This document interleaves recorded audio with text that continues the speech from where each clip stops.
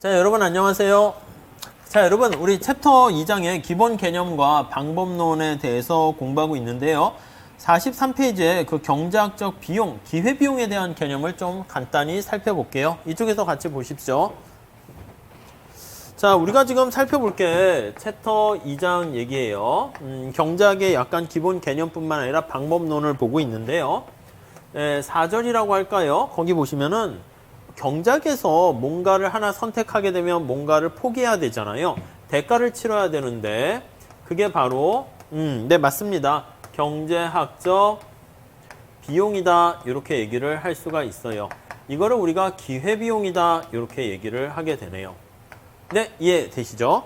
자, 그러면 거기 한번 볼게요. 두 번째 줄 보시면 자, 우리가 이제 어떤 선택이라는 문제에 직면하게 돼요. 선택이라는 문제에 직면하게 되는데 자, 어떤 선택을 했을 때 선택하는 방법, 잘 선택한다라는 것을 우리가 최적 선택한다. 이걸 최적화라는 말을 쓸 거예요.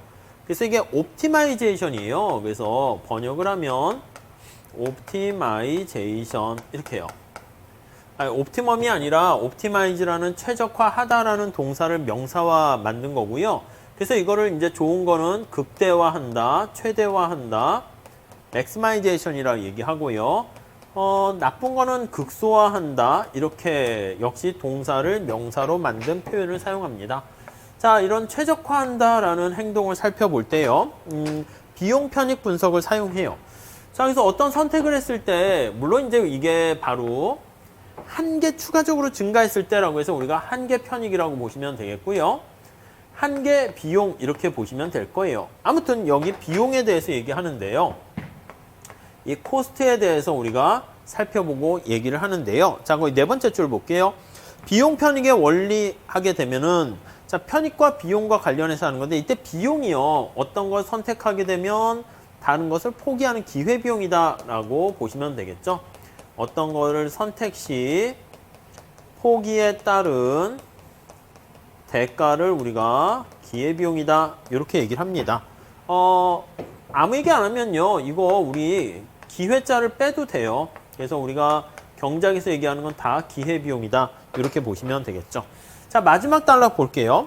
한 선택의 기회비용은 그 선택을 위해서 포기해야 되는 모든의 고딕체 있잖아요. 모든 자원의 가치예요. 그러니까 내가 어떤 걸 선택했을 때 이 포기에 대한 그런 거 있잖아. 프로스트에 가지하는 길처럼 이쪽 길 갔는데 저거를 가지 못해서 아쉬움이 발생하는 대가, 비용 이렇게 얘기하는데 이거 이제 보이지 않는 그런 암묵적 비용이 있는데 그것만 포함되는 게 아니라 직접적으로 들어가는 비용도 포함시켜요. 그래서 밑에서 세 번째 줄에 보시면 명시적 비용이라고 얘기해요. 명시적 비용. 이 명시적이라는 얘기가 뭐라고요? 거기 보시면 실제로라는 뜻이에요. 실제로. 그래서 실제로 지불해야 되는 금전적 대가를 명시적 비용 이렇게 얘기합니다. 그래서 거기 마지막 줄 보니까 영화를 볼 때 내가 티켓을 9,000원짜리를 지불했다 그러면 9,000원이 지금 방금 들어가는 비용이다 라고 보시면 돼요. 요거를요 같은 말인데 다음 페이지가 보시면 어카운팅 회계학에서 사용되는 회계적 비용이다 이렇게 생각을 하시면 될 것 같습니다. 네, 이렇게 정리하시면 되겠죠. 자, 그런데 내가 영화를 봤어. 지금 선택 뭘 했습니까? 영화를 봤습니다. 그럼 직접적으로 영화 티켓 비용이 들어가는데 이게 뭐 우리 시험에서는 그렇게까지 나올 것 같지는 않은데 그래도 좀 개념은 알고 계셔야죠. 자, 이거 말고 내가 영화를 2시간짜리 영화를 봤다 그러면 2시간 영화를 보는 과정에 내가 만약에 일을 했다, 알바를 했다 그럼 돈을 벌 수 있는 거 아니겠습니까? 이 시간을 영화 보는 시간을 했는데 시간을 다른 데 투자할 수 있는데 그거를 우리가 사용하지 않은 겁니다. 그래서 네 번째 줄에 보시면 대표적인 자원이 시간이에요. 그래서 2시간 동안 영화 봤으면 2시간 동안 내가 다른 일을 할 수 있잖아. 그래서 이런 비용 있잖아요. 시간을 포함한 이게 눈에 직접 보이지 않는 비용을 암묵적 비용이다. 이렇게 얘기를 합니다. 시간의 가치를 여기다가 반영을 해야 돼요. 자, 그래서 영화를 봤을 때 발생하는 기회비용이다 라고 하면 우리 경장에서 발생하는 비용은 다 기회비용이라고 그랬어요. 두 번째 단락의 첫 번째 줄에 보시면 이게 바로 기회비용에는 이게 경제학적인 비용 이렇게 되는데 거기 나와 있는 것처럼 기회비용에는 명시적 비용과 암묵적 비용을 합친 거예요. 그래서 명시적 비용과 암묵적 비용을 모두 합쳐서 우리는 이거를 기회비용이다 이렇게 얘기를 한다라고 보시면 되겠습니다. 아시겠죠? 네. 자, 그래서 거기 다음 단락에 보시면 나와 있어요. 명시적 비용이라는 건 빵이 될 수도 있지만 암묵적 비용이라는 건 보통 포기에 따른 대가니까 0보다 큰 경우가 일반적으로 많이 있습니다. 자, 그래서 독자들이 거기 나와 있는데 다음 단락에 기회비용 관련해서 잘못 생각하는 게 있다 해서 두 가지 나와 있습니다. 하나는 이 포기에 따른 거를 너무 생각한다는 거야. 어떤 걸 포기에 따른 것들 중에서 가장 안타까운 거 이걸 얘기하다 보니까 명시적 비용을 빼는 경우가 있는데 그래서는 안 된다는 거예요. 그래서 요 명시적 비용도 포함하고 이 묵시적 비용까지 포함시켜야 된다는 거예요. 그래서 묵시적 비용은 아까 말씀드린 것처럼 시간당 내가 5,000원 아니면 알바를 했을 때 시간당 5,000원 알바를 할 수 있으면 2시간 영화를 보면서 2시간 알바를 포기해야 되잖아. 그러면 시간당 비용이 10,000원, 영화 보는 비용이 암묵적 비용이 10,000원 이렇게 되는 것을 알 수가 있습니다. 자, 그래서 2시간 알바하는 거, 뭐 그런 것들 거기 포함되는 거 알 수가 있고요. 근데 맨 마지막 줄 밑에서 두 번째 줄 보시면 이 암묵적 비용을 계산하려면 거기 나와 있는 것처럼 야, 내가 영화 보면서 뭘 포기해야 되는가 그걸 알아야 돼요. 사람마다 포기하는 것도 다 다르기 때문에 그렇게 되는 것이죠. 자, 그래서 거기 45페이지가 보시면은요. 그래서 명시적 비용뿐만 아니라 거기에 나와 있는 가장 큰 값, 포기한 것 중에서 가장 아쉬운 그것도 우리가 비용으로 처리해야 됩니다. 자, 거기 밑에 예가 나와 있는데 예를 통해서 한번 봐주시면 좋을 것 같습니다. 자, 철수가 유학을 준비하고 있는데 3개 대학에서 입학 허가서 오퍼를 받았습니다. 각 대학을 졸업했을 때 얻을 수 있는 편입과 유학 비용은 다음과 같아요. 네, 거기 쭉 보시면은요. 유학 비용 관련된 코스트가 있고요. 이건 직접 비용이 되겠죠. 편익이 이렇게 있습니다. 편익, 베네핏이 될 거예요. A대학, B대학, C대학 이렇게 있네요. 자, 이런 상태에서 A대학에는요. 편익이 1억 원이래요. 뭐 좀 좋은 대학인가 보죠. 그러고요. 그 다음에 거기 보시면은 비용이요. 어떻게 돼 있습니까 하면 5천만 원 이렇게 돼 있어요. 5천만 원. B대학 같은 경우는 어떻게 돼 있습니까? 여기가 7천만 원이고요. 여기가 3천만 원이고 C대학은 어떻게 됩니까? 5천만 원이고 그 다음에 비용이 2천만 원이고 이렇게 돼 있습니다. 오케이, 됐죠? 자, 만약에 이 사람이 A대학을 선택했을 때 비용은 어떻게 되는가 한번 생각을 해볼게요. A를 선택 시 네, 거기 표 바로 밑에 나와 있죠? 기회비용을 알아보자 이렇게 나와 있습니다. 자, 기회비용은 어떻게 됩니까? 라고 하면요. 우선 첫 번째는 눈에 보이는 명시적 비용을 포함시켜야 돼. 5천만 원이라는 명시적 비용이 들어가잖아요. 이게 5천만 원 여기 포함되는 거 알 수가 있고요. 그 다음에 내가 A대학을 가게 되면 B대학을 갔을 때 얻을 수 있는 즐거움. 그 즐거움은 편익 7천에서 3천을 뺀 4천만 원이라는 즐거움을 얻을 수 있는 걸 포기한 거예요. 근데 B대학과 C대학을 우리가 동시에 같이 다닐 수는 없잖아요. 그러니까 A대학을 가서 B와 C 중에서 하나를 포기해야 되는데 동시에 못 가니까 그 중에 더 아까운 걸 찾는 거야. 그러면 C대학을 갔으면 3천, 5천에서 2천 빼면 3천이고 얘는 4천이니까 B대학을 포기해서 아쉬움이 발생하는 거예요. 그래서 이거는 명시적 비용에다가 B대학을 포기에 따른 아쉬움이 발생하게 되는데요. 이러한 아쉬움에 따른 비용 이거를 나타내면 여기 7천에서 3천만큼의 순편익을 얻을 수 있는데 그걸 포기했죠. 그래서 4천 이렇게 됩니다. 자, 그러면 정리해 볼게요. 명시적 비용 5천만 원과 암묵적 비용 4천만 원을 더한 9천만 원이 바로 기회비용이다. 이렇게 생각하시면 되겠습니다. 예, 이런 메커니즘으로 생각하시면 되겠어요. 자, 그렇게 보시면 될 것 같고요. 다음 페이지에도 여러분 만약에 이거 어떻게 돼? B대학을 선택했을 때 기회비용은 어떻게 됩니까? 그러면 B대학을 선택했을 때 기회비용은 B를 선택 시 기회비용은 자, 그러면 우리가 명시적인 직접 비용을 고려해야죠. 3천만 원 명시적인 비용 들어갔어요.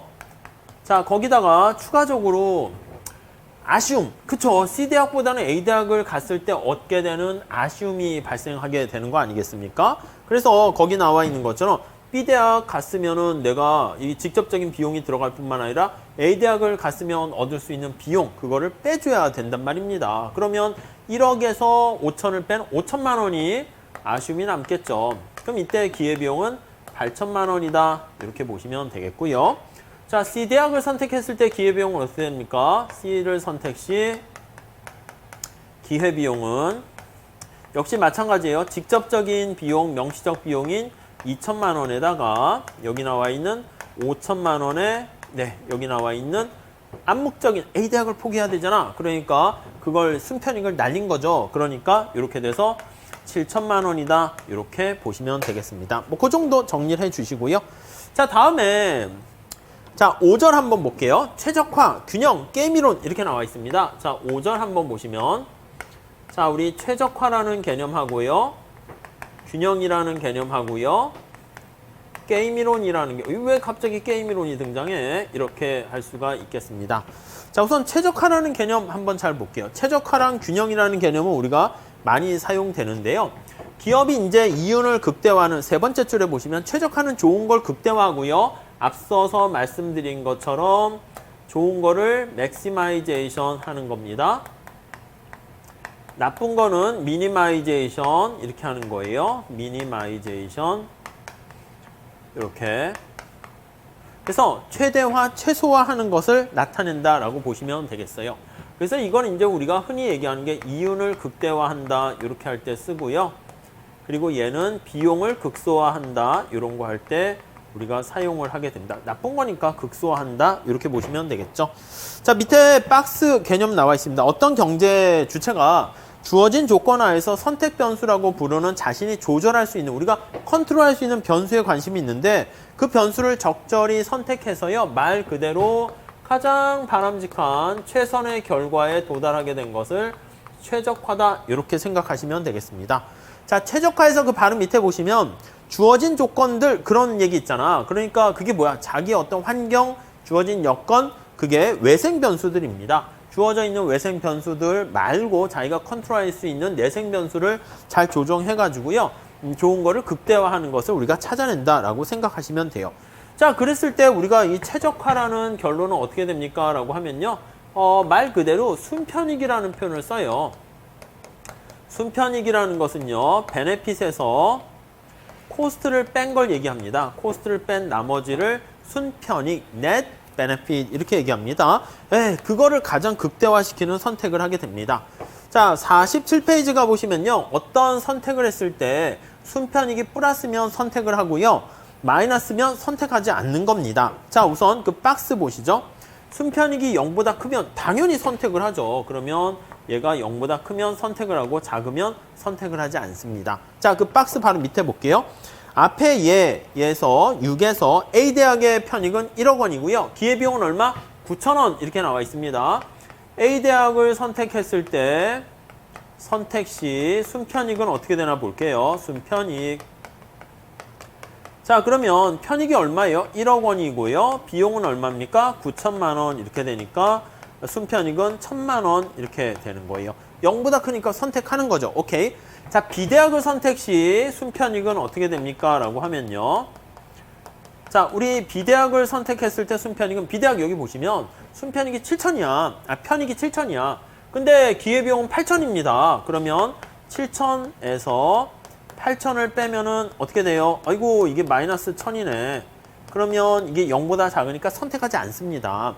다음에 C대학을 선택했을 때 순편익 어떻게 되나 한번 볼게요. 자, C대학을 선택하게 되면은 얻게 되는 편익이 5천입니다. 그런데 기회비용은 얼마야? 7천이잖아. 이것도 마이너스네. 5천의 편익에서요, 7천의 기회비용을 빼면 마이너스 2천 이렇게 되는 거 알 수가 있어요. 그래서 우리가 이렇게 순편익으로 할 때 기회비용을 사용하는 이유는 뭡니까? 라고 하면은요, 이렇게 선택 대상이 되면은요, 하나만 순편익이 플러스가 돼. 얘만 순편익이 플러스가 되고요. 여기 나와 있는 얘네들은요, 전부 다 순편익이 0보다 작아요. 그래서 위에 비용 편익 분석의 첫 번째 원리 했을 때는요, 어떤 선택을 할까 말까 했을 때 순편익이 0보다 크면 선택하고요, 0보다 작으면 선택하지 않아야 된다는 거 여기서 확인할 수 있겠습니다. 뭐 그 정도 정리하시면 되겠어요. 넘어갈게요. 자, 그래서 다음 페이지 가보시면 순편익이라는 것은 여기 나와 있는 것처럼 net benefit이라 해가지고 편익에서 비용을 빼는 것이고, 요 최적의 원리는 나중에 보겠지만 한계 원리를 사용해서 한 개 편익과 한 개 비용 가지고 우리가 얘기할, 이건 전체적인 총 이렇게 얘기하는 건데, 한 개 원리를 가지고 사용할 겁니다. 그래서 미시경작에서는 이거는 지금 전체적인 총 토탈 개념을 사용한 건데 한 개 원리를 사용할 거예요. 그건 나중에 또 보도록 하겠습니다. 자, 넘어갈게요. 다음 균형 봅시다. 균형. 자, 균형은요, 어떤 상태에 도달했을 때 변할 만한 유인이 없는 상태예요. 자, 49페이지 첫 번째 줄 보세요. 이퀄리브리엄이라고 나와 있습니다. 그래서 이라고 많이 쓰는 거죠. 이퀄리브리엄. 자, 이퀄리브리엄은요, 첫 번째 줄에 보시면 어떤 외부적인 충격이 주어지지 않는 한, 그게 전제로 깔려 있어요. 그래서 다른 어떤 외부적인 충격이 없다는 전제 하에서 충격이 없다는 전제 하에서 그 상태가 계속 유지되는 거예요. 그래서 변화할 만한 요인이 없는 상태를요, 우리가 바로 균형이다, 이렇게 보시면 될 것 같습니다. 네, 이렇게 정리하시면 되겠어요. 자, 그래서 밑에 박스에 다시 얘기 나와 있죠. 외부적인 충격이 주어지지 않은 한 그 현재 상태가 계속 유지되는 상태를 우리가 균형, 이렇게 얘기합니다. 자, 그래서 균형 얘기할 때는요, 이렇게 공 가지고도 얘기 많이 합니다. 그래서 공이 여기 있으면 어떻게 돼요? 아유, 이게 공이 떼굴떼굴 굴러가지 않겠습니까? 이게 균형이 아니라고요. 근데 여기 있으면 어떻게 돼요? 그쵸? 요리 관련은 힘하고 요리 관련 힘이 딱 맞아 떨어지니까 얘는 균형, 이렇게 되고요. 요것도 위태위태하지만 요것도 균형, 이렇게 얘기합니다. 자, 그래서 정리를 하게 되면은 여기 나와 있는 얘는 균형이 아니고요. 얘와 얘는 두 개 다 균형이다, 이렇게 생각을 하시면 될 것 같습니다. 자, 특히 시장에서는요, 이제 수요 공급을 가지고 얘기하죠. 그래서 Q가 있거나 P가 있어요. 수요 공급은 다들 하셨으니까 이렇게 있어가지고요, 이 상태에 도달하게 되면 가격이 올라가려는 힘과 내려가려는 힘이 딱 만나가지고요, 더 이상 변할 만한 요인이 없는 가격을 균형 가격이라고 그러고, 얘도 마찬가지입니다. 수량이 조정되는 과정이에요. 그래서 Q가 더 증가하지도 않고 감소하지도 않는 그 상태에 딱 머물러 있는 상태를 균형이다, 이렇게 얘기합니다. 자, 그래서 지금 수요와 공급의 상호작용을 통해 가지고요, 그래서 수요, 물건을 사는 사람과 생산하는 사람, 공급에, 거기 보시면 세 번째 단락에 나와 있죠. 서로 다른 경제 주체들 사이에 상호작용의 결과, 시장의 균형 얘기하는 거죠. 상호작용의 결과 나타나게 되는, 그 특성을 우리가 균형, 이렇게 얘기합니다. 그 정도 보시면 되겠어요. 그래서 이 상태에 가만히 있는 거야. 변할 만한 요인이 없는 상태입니다. 줄다리기 생각해도 되고요, 이런 거 생각하셔도 돼요. 얘는 위태위태하지만 내려가려는 힘하고 이쪽으로 가려는 힘이 딱 맞아떨어져서 그게 바로 균형이다, 라고 보시면 되겠습니다.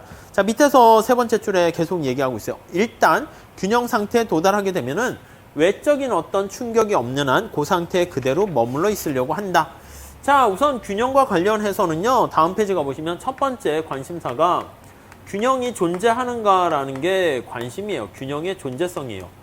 균형이 존재하지 않을 수도 있거든요. 그리고 균형이 존재하는데 또 여러 개 존재할 수도 있습니다. 그래서 유니크함과 유일성, 이게 이제 관심사가 된다라고 보시면 되겠습니다. 거기 밑에서 다섯 번째 줄에 있는 것처럼 시장 가격이 이렇게 100원이다 이렇게 하면 딱 좋은데, 가격이 100원일 수도 있고 200원일 수도 있고 300원일 수도 있고 이렇게 치게버리면은, 그러면 좀 우리가 뭔가 의사결정하는데 별 도움이 안 될 수 있잖아요. 내일의 강수량이 10ml다 이게 아니라 0 아니면 10ml, 50ml 이렇게 해버리면은 일기예보의 효율성이 떨어지는 것처럼, 균형이 존재한다라고 했을 때 이렇게 한 개 존재하는 게 좀 더 우리한테는 물론 당연히 예측력 측면에서 의미가 있겠죠. 다음 두 번째는 균형의 안정성이 있어, 스테이블한가라는 게 또 하나의 관심사예요. 안정성. 자, 얘는 균형이 아니니까 빼요. 근데 얘와 얘 균형은 차이점이 뭐가 있습니까? 얘는요, 여기다 누가 힘을 딱 가해. 그럼 공이 떼굴떼굴 굴러갔다가 다시 원래 상태로 회복되잖아요. 얘는 회복이 됩니다. 근데 얘는 누가 힘을 딱 가해요. 그러면 떼굴떼굴 굴러가서 원래 상태로 되돌아오지 않고요, 멀리 가버립니다. 자, 이렇게 회복이 되는 상태를요, 우리가 스테이블하다 이렇게 표현을 하고요, 이렇게 되는 경우를 언스테이블하다 이렇게 표현을 합니다. 그래서 스테이블한 균형과 언스테이블한 균형 나와 있고요. 대표적인 게 옆에 보니까 오뚜기 있네. 안정적 균형. 넘어져도 7번 넘어져도 8번 일어나는 오뚜기요. 와인병 어떻게 돼 있어? 이게 불안정적 균형이죠. 네, 그 정도 정리하시면 되겠습니다. 자, 그리고 이제 게임 이론 한번 볼게요. 게임 이론. 이 게임 이론은요, 우리가 이제 앞에서 얘기했던 이런 시장의 이런 얘기는요, 나중에 시장 구조에서 다시 또 보긴 하겠지만, 엄청나게 많은 시장의 참여자들이 있어서, 여기서는요, 개별 기업 입장에서는 기업이나 개별의 물건을 생산하는 기업 생산자나 소비자들은, 참여자들은 이게 가격 수용자라는 말을 써요. 시장에서 결정된 가격을 받아들인다라고 얘기하고요. 이것을 프라이스 테이커다 이렇게 표현합니다. 자, 이게 뭘 뜻합니까? 라고 하면요. 시장에서 개미와 같은 역할이에요.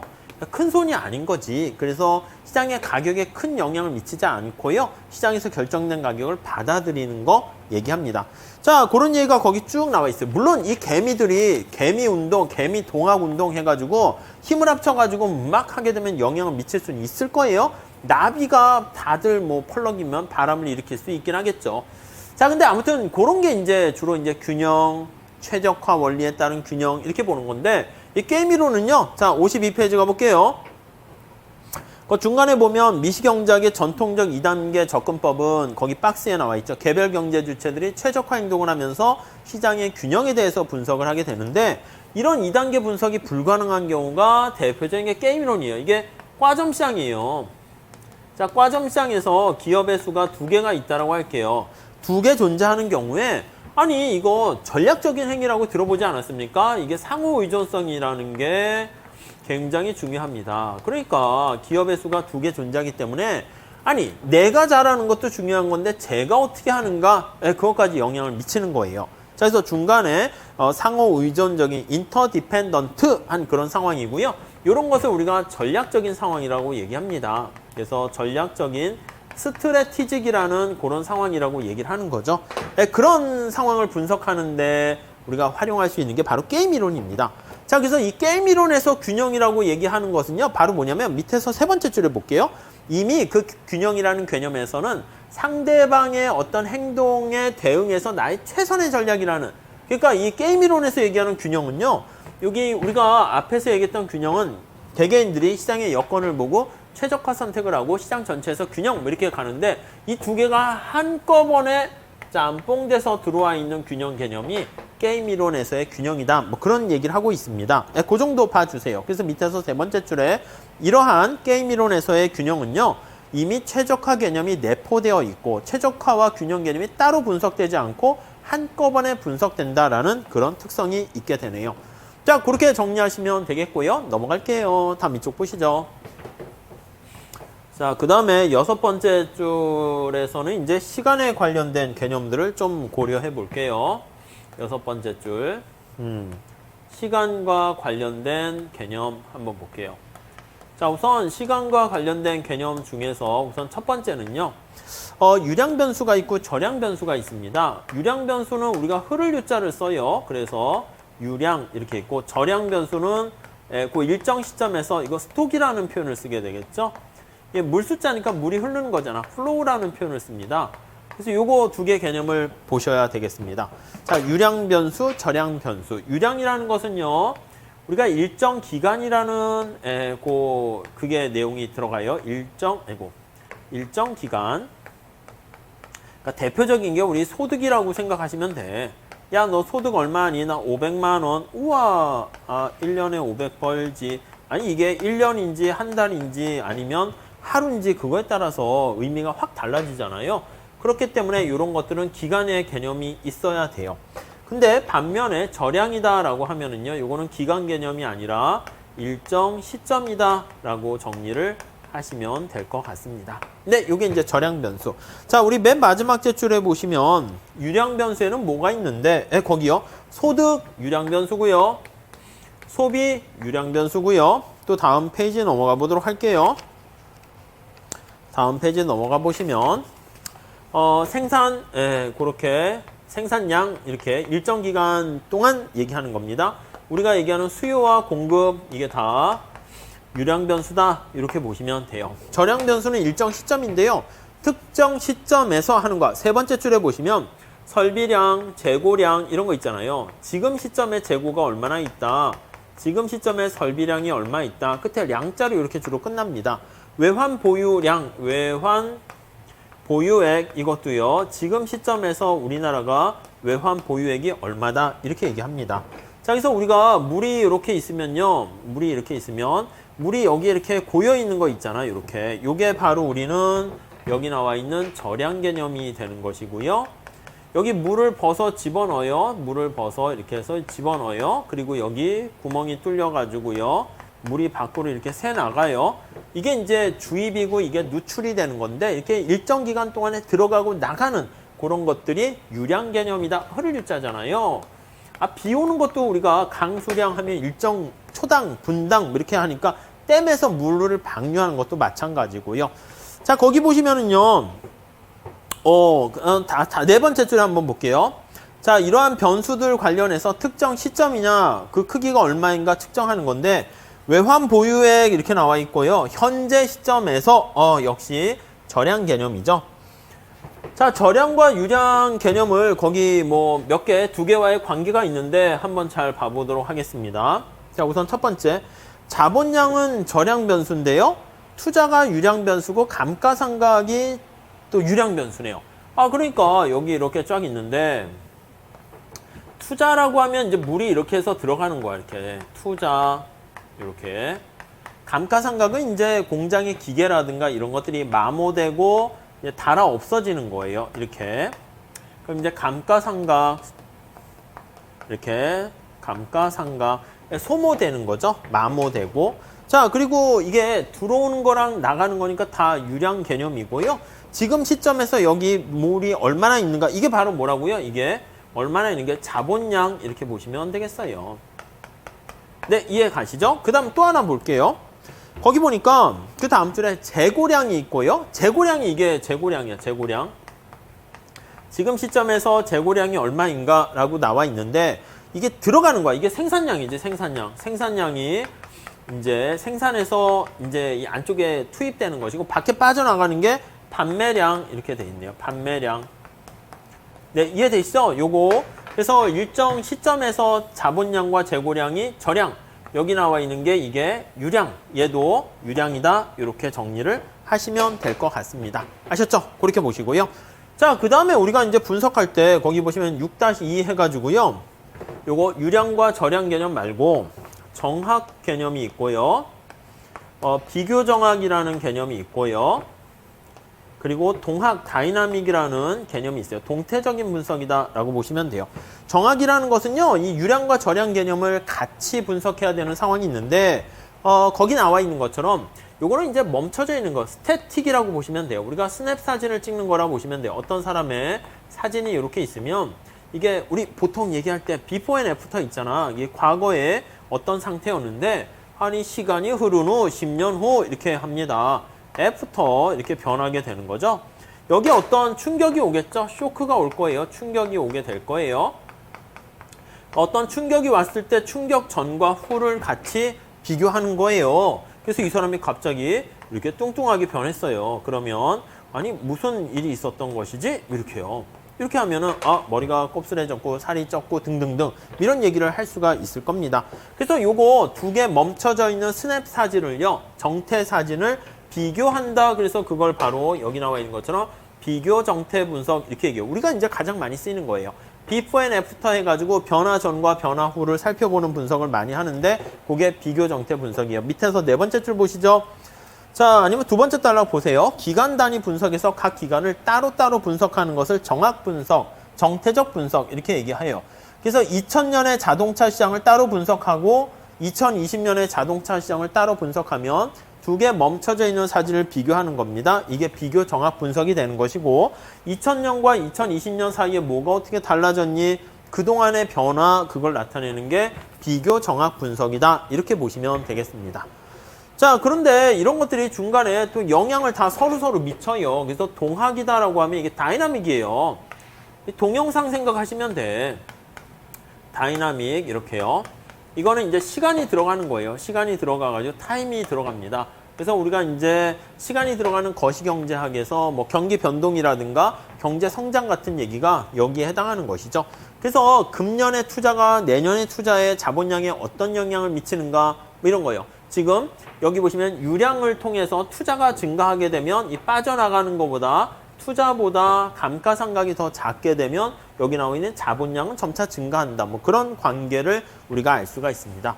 자, 그리고 55페이지 가보시면은요, 두 번째 단락에 미시경제학에서 분석하는 대부분의 시장 분석은요, 우리가 정확 분석을 사용할 겁니다. 그래서 이번 기와 다음 기에 뭐가 변화 전과 변화 후를 살펴보게 될 것이고, 네 번째 줄에 보시면 배추나 마늘 등의 농산물이 있는데 올해 가격이 높다 해서 당장 올해 생산을 늘리기는 힘들게 될 것인데, 이렇게 농작물 같은 경우에 거미집 모형, 가격 파동 이렇게 나타내는데 그것도 우리가 약간 정태적인 분석에 가까운 동태적 분석이다라고 보시면 될 것 같습니다. 그런 것들도 우리가 살펴보게 되는 것이죠. 자, 이렇게 해서요, 우리가 챕터 2장 경제학의 기본 개념하고요, 방법론을 우리가 같이 공부했고요. 다음 시간에는 보통 미시경제학에는 수요 공급을 먼저 얘기하면서 들어가는데 우리 지금 사용하는 교재는 바로 소비자의 선택을 들어가고 생산자 선택 들어가고 둘이 합쳐지는 수요 공급을 그 다음에 배워요. 그 다음에 시장 이론 이렇게 같이 연결하거든요. 자, 이렇게 해서 다음 시간에는요, 그 챕터 3장에 나와 있는 예산 집합부터 같이 공부하도록 하겠습니다. 자, 오늘 여기까지 할게요. 감사합니다.